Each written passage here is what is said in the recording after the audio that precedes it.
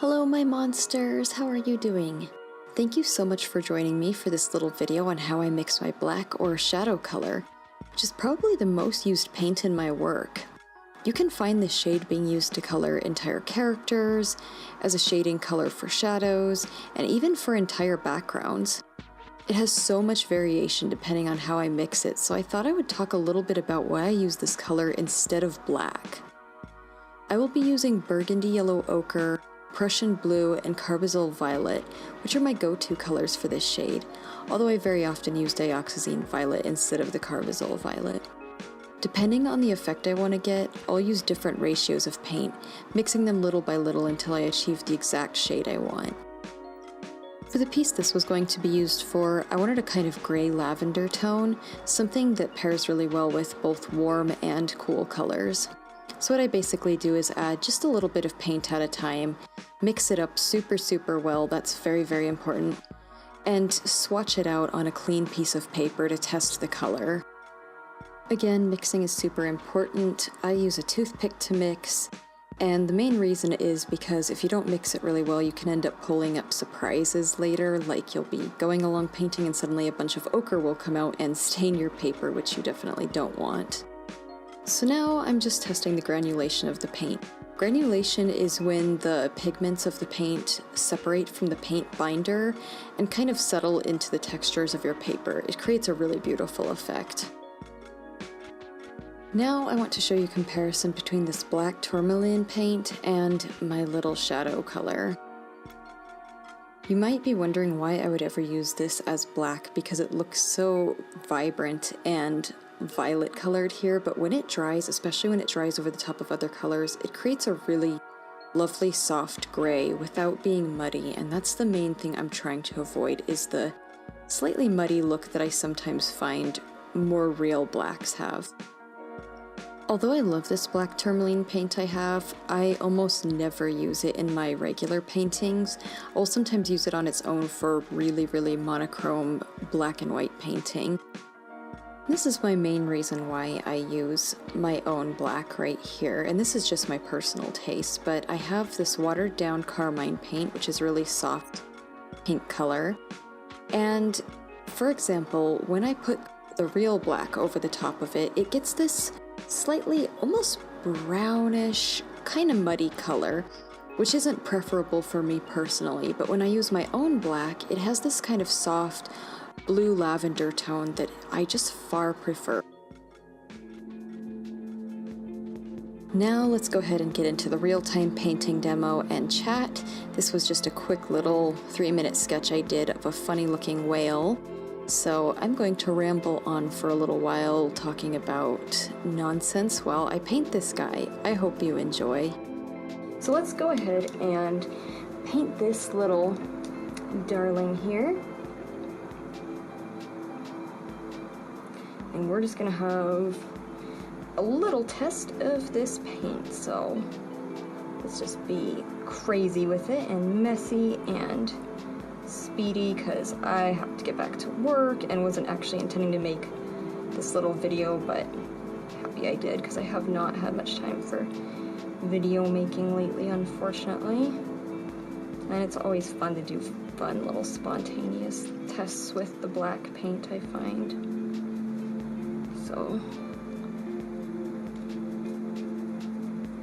if you see me kind of dab at it and do random stuff, I'm just adding more water and stuff, like more water, and kind of pushing down with this old brush to create a little bit more texture because I'm not looking for a totally smooth gradient by any means right now. I'm looking more for something kind of splattery and fun like that. Just uneven and messy and more about playing with the natural shapes that the paint will form and not worrying at all about being clean or anything like that. This is a great thing to let yourself do, and I think it would be a great thing to do daily. Just do quick, totally nonsensical little doodles without worrying, or I think it's good to do studies and practice and challenge yourself, but I think it's also healthy to occasionally just unwind with stuff that isn't a huge challenge, especially when you're first starting. Like start with some of the simplest, silliest, even messiest things you can pull out, and just let yourself create like a child would without any worry. And then if you decide to do more and continue, then you can kind of bump it up a little bit, bump up the level, and do much more, or just a little bit more challenging stuff. I don't know, I feel like every time I sit down to doodle, I feel like it has to be a lesson, or it has to be a challenge, and I don't think that it does have to be every time. I think sometimes it's good to just let yourself play and have some fun. That's why we start doing art when we're young, right? Because it's pleasure and it's enjoyable, and we shouldn't have to worry every time about making a masterpiece. Yeah, the reason I didn't draw the tail in originally was because I just wanted to do like a big splattery, silly thing for the tail, because I thought that would be much more enjoyable.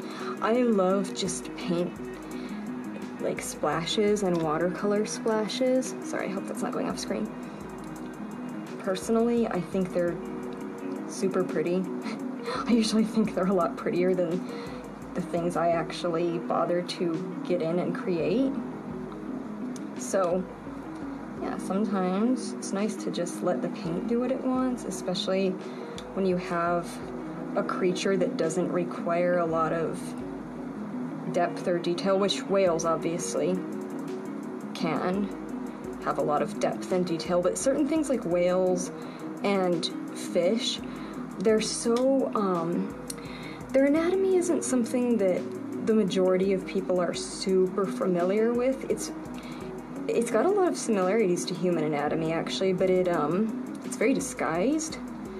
So we can kind of get away with making them more ridiculous and exaggerated and, well, inaccurate than, say, a dog, something somebody's very familiar with. And even with a dog, it's easier to go crazy on the anatomy than it is with a human. I feel that when you play with human anatomy and really exaggerate it, it's, just in my opinion, it's better to have a bit more of a foundation in reality, kind of in your mental bank, so that when you go in and exaggerate the anatomy, it feels like it was exaggerated in an intelligent way, if that makes sense. Like, a good example would be the artist Jaw Cooper.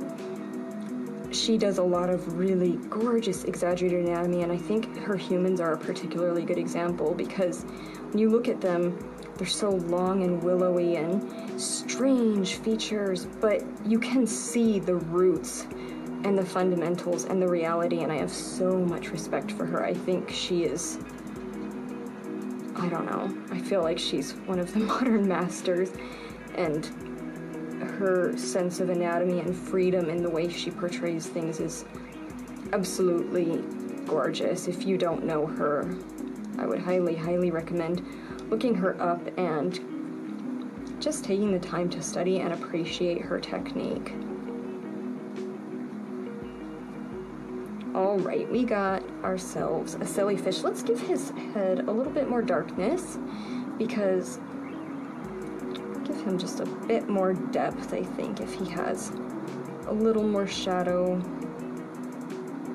in this region. Give him just a little more depth around here, and then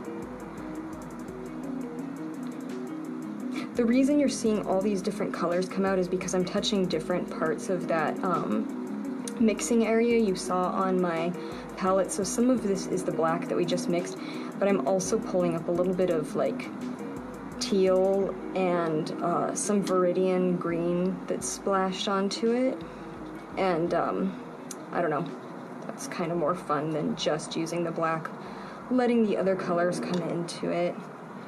It's a little bit more adventurous. And if we want to have just a little bit more fun, we can go ahead and do a couple small white highlights. I'll just pin this little guy in my sketch. Sorry about my hand there. Gosh, my skin looks so red and dry. Can't even believe. Pin this little guy in my sketchbook later for fun. It's a little black test. Just getting some white gouache on my brush real quick.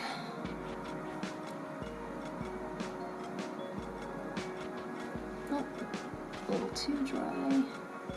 Still.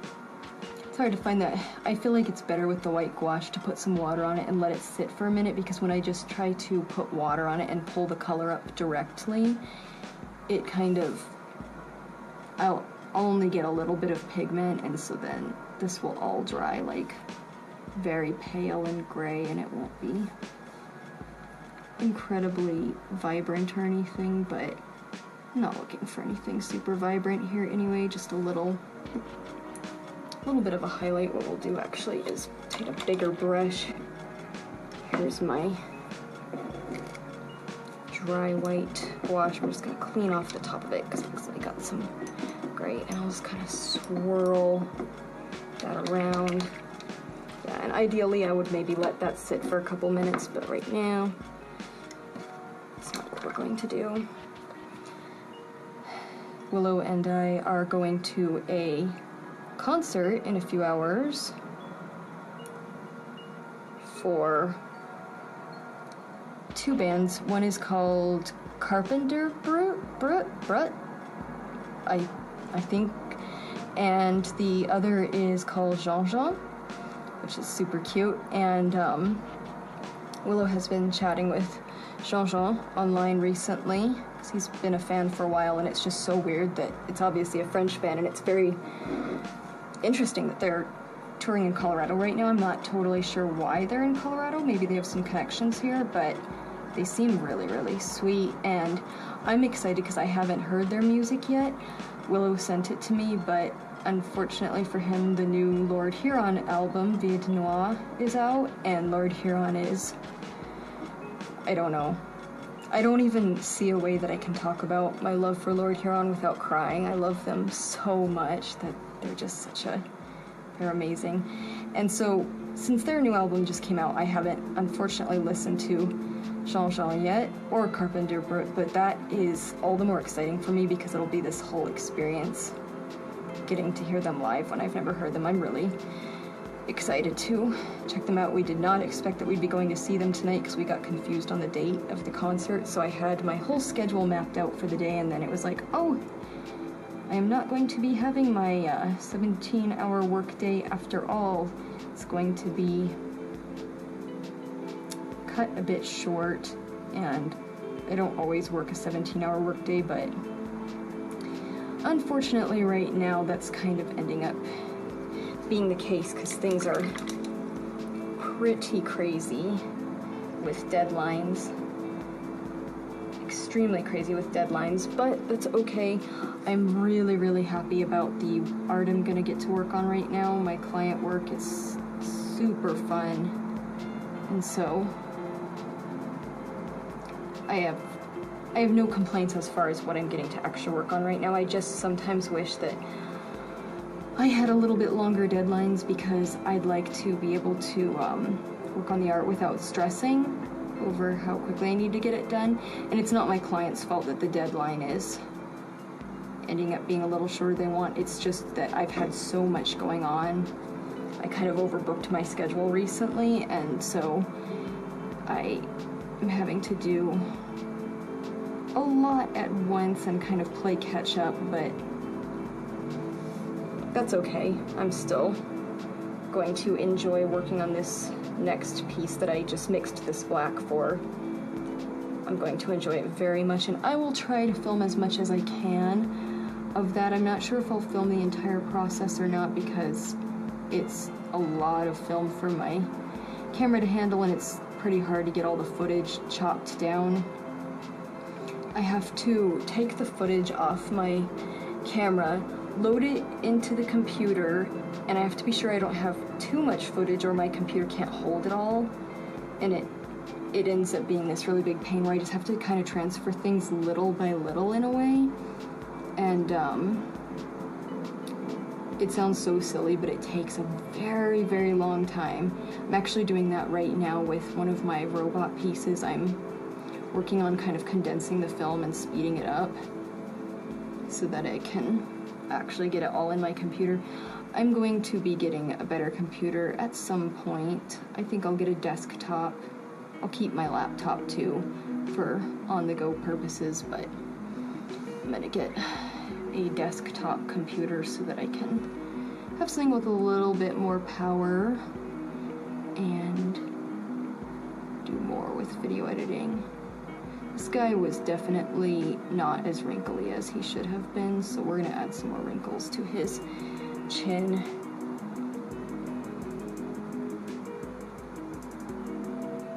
Can you tell I'm procrastinating on getting back to my other stuff? I think it's kind of obvious by now because I was just supposed to mix the black and be done, but now I've done all this nonsense. So let's not procrastinate anymore. Let's be a good worker bee and really fast. Let's just make things crazy and a little messier. Add some big ghosty drip drops everywhere to make things more fun. Not sure if other people like this so much, but I don't know why I can't leave things. It wasn't like it was a clean painting anyway, but it's like, no, still too clean for Aria. We gotta make it messy. If there's a white background, that background better be full of splashes and interesting splatters and fun stuff like that. I don't know why, I just love the messy watercolor. Ah, he's going away. Water splashy look. All right, so that is an example of a very watered down version of my shadow tone, and I guess to be fair, I should really show it in its blackest as well, because this gives you really no idea of why I would ever use this for black. So let's just pull. And it's kind of sad that the camera doesn't capture colors accurately because you can't really see.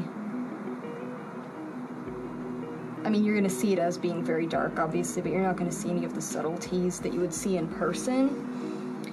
But just an example of the darker kind of areas this is capable of.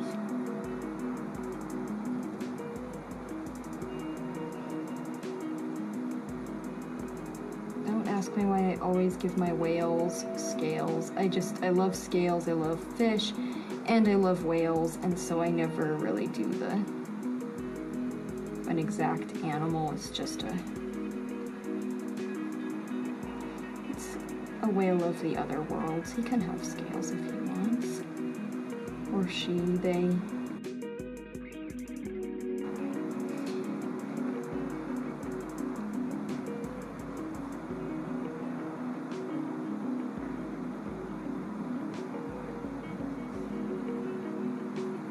So, I'm not getting super brave with the black because I actually didn't want to do any dark tones on this piece, but it's not like it's a masterpiece or anything, so we're not gonna worry about adding dark colors and ruining it. Let's just add them so you can see how it looks.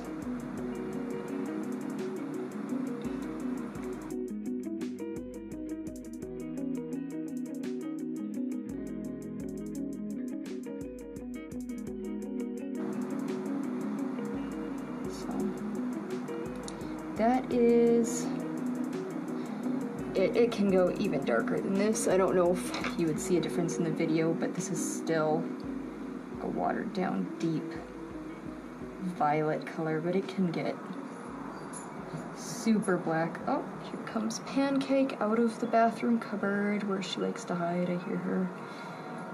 She's probably gonna come over and start squeaking at me.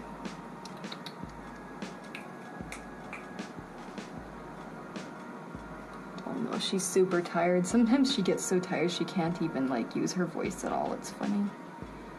Now is one of those times. I can see it in her face. Her eyes are all blinky, small.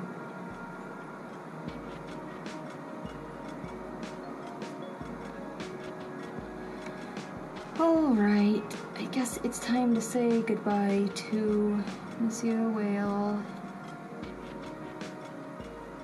and Madame Whale. But that is my little shadow palette. I think I say shadow palette because I have a whole section of these shadowy tones on my palette, but it's not like I have a whole separate palette full of them, although that would be really cool. I've seen some artists who have like skin tone palettes and, you know, palettes, like they'll have small palettes for different things, and I like that idea. I'm not sure if I would actually like it if I had it, but I'm tempted to buy a few, or maybe not buy, but make a few small palettes for myself that could have something, or that could be different little sections of colors I hand mix, because I don't know if it'll actually happen this year, but for years I've wanted to start making my own paint. Oh my gosh, Pancake is digging her claw into the back of me because she wants attention. But I've wanted to start making my own paint for some time now, and if I did that, I would then maybe have a few palettes of all my own personally mixed paints. I think that would be kind of fun. I am looking into maybe getting a custom palette made, but it wouldn't be probably the kind of tiny thing I would want to treat roughly or travel around with. If I end up getting it, it'll be kind of special, and I'll probably want to treat it a little bit more preciously, but we'll see if I actually end up doing that anytime soon, or getting to make my own paint anytime soon. I always have so many ideas, as you know, and it's not always easy to make time for all of them. Alright, let's go ahead and call it quits on this whale so I can get started on my other piece, and now I'm going to have to transfer this footage off my camera before I can start the other piece if I want to do any filming on it, but that's a good thing because before I can start the other piece, there is one thing I didn't really want to work on right now, but I probably should work on it right now, and so it's something I don't need to film, and so I'll just work on that until it's time to go, maybe. We'll see. We'll see what the day, or what's left of the day, holds. And thank you so much for watching this little impromptu how I mix my shadow tones technique demo. I don't know, I don't think there's much of a technique to mixing that. It was more like, this is what I do, and you probably know exactly how you'd go about it already, but it's fun to see what other artists do and try it out for yourself occasionally. You never know. Sometimes you discover fun new techniques that way. Let me know if you like short little technique videos like that. I feel that I could probably pull my camera out and do more of them. Let's give a good view of this little guy more. I could probably can't pull my camera out and do more of them, but I'll see if that's something you might be interested in. Hey. Thank you so much for watching this silly little video. I hope you enjoy silly little art chats like this. I have a lot of fun doing them. It's when you're a hermity artist, you don't always talk to people so much, so it's nice to do Patreon videos and know that I'm talking to other creatives and not just to people who may or may not be interested. Like, I always feel bad inflicting my art stories on family members or non-artist people in my life, even, or non-creative. I don't want to say non-creative, that sounds mean, but maybe non-painters, because they probably find it really boring, even though everybody's always super kind about it. So thank you all for being here to listen and hopefully not get too bored. And I will see you again very soon. I have lots of videos to edit, and I hope I can get to that soon because I miss posting for you. Have a beautiful day. Be well. Bye.